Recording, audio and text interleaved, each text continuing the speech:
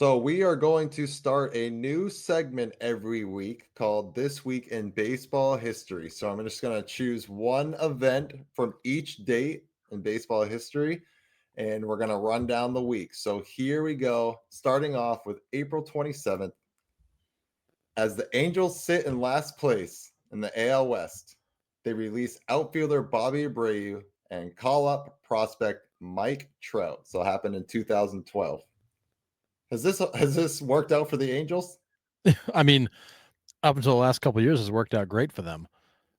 Him missing time obviously hasn't worked out so great, but you let Bobby Abreu go, and tip of the cap to Bobby Abreu, who's a very good major league ball player, and basically brought up a franchise defining player in Mike Trout. So hard to find an argument where this wasn't a good move.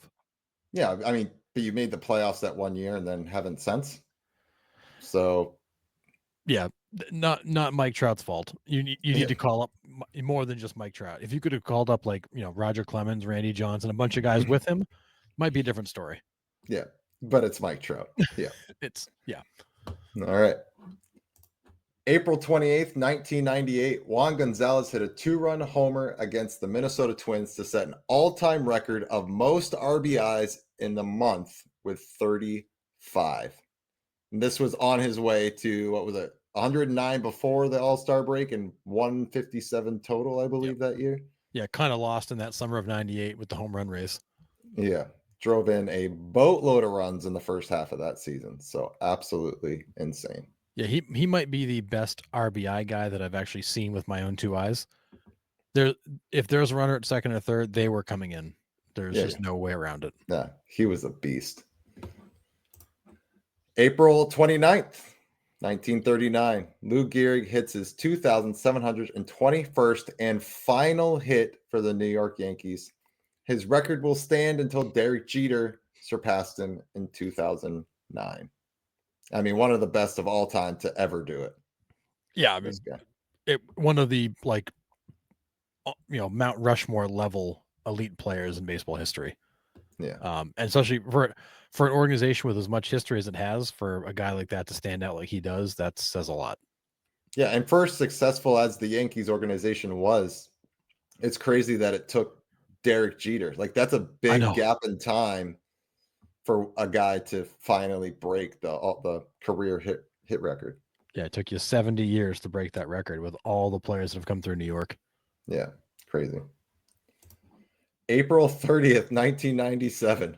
Mark McGuire hits a ball so hard and so far in Cleveland, it dented the Jacobs Field scoreboard. Estimated distance was 533. Could have been shorter, could have been longer. I don't know. We didn't have StatCast back then in 97. I can't imagine what the actual numbers were to put a dent in the scoreboard. It's still traveling pretty hard.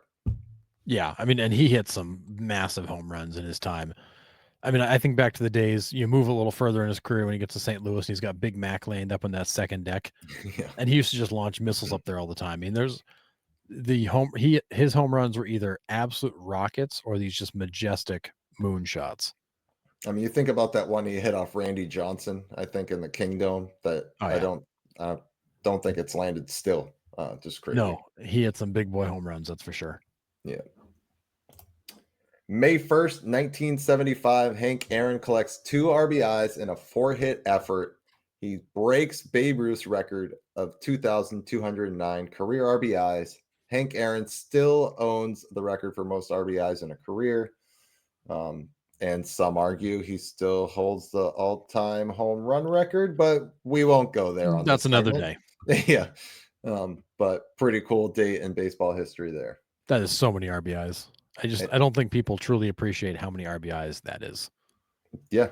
They played for 25 years. It's roughly, a little bit under 100 a year. It's crazy for that long. To be able to sustain that Yeah, success over the 25 is crazy. yeah, the consistency is crazy. Yeah. May 2nd, 1954, Stan Musial hits 5 home runs in a doubleheader. Only Musial and Nate Colbert of the Padres have accomplished this in MLB history. That's Yeah. quite the day at the plate. That's a great day at the plate. I mean, some guys do 4 in a game on occasion, but 5 in 2 games, that is also insane. Just a tad bit locked in there for sure. Yeah, and honestly, it makes you wonder, like, after the 3rd and then the 4th, like, why'd you keep pitching to him? Right. Why didn't you say enough's enough? Like, wave the white flag and just walk him. Yep. Yep. Give them the 4 balls, put them on first. Yep. And maybe that's what they did after. I don't know. Yeah, maybe he only got to 5 because they started to walk him, who knows, but Right. when you start to pile up when you hit the 3rd, then the 4th, it's like, at what point do you just say, "Okay, enough's enough?" Yep. May 3rd, 2009. This one hurts for us Red Sox Yep. fans. Carl Crawford becomes the 4th player in Major League Baseball history to steal 6 bases in a single game. Happened at Tropicana Field again against the Red Sox. Just every time he was on, it's like, yep, second base, third base. All right, cool. Yep, I remember this game. It was painful. He ran all over them. There was no stopping him, and it wasn't even close. No. And then it was games like this that caused the Red Sox to go out and sign him, and then we know how that turned out. Yeah. That was if the whole "if you can't beat them, join them" mentality did not work out well for the Red Sox. Yeah. So that is this segment of This Week in Baseball History. We will be back on next week. Join us then. Make sure you watch some baseball this week. See ya.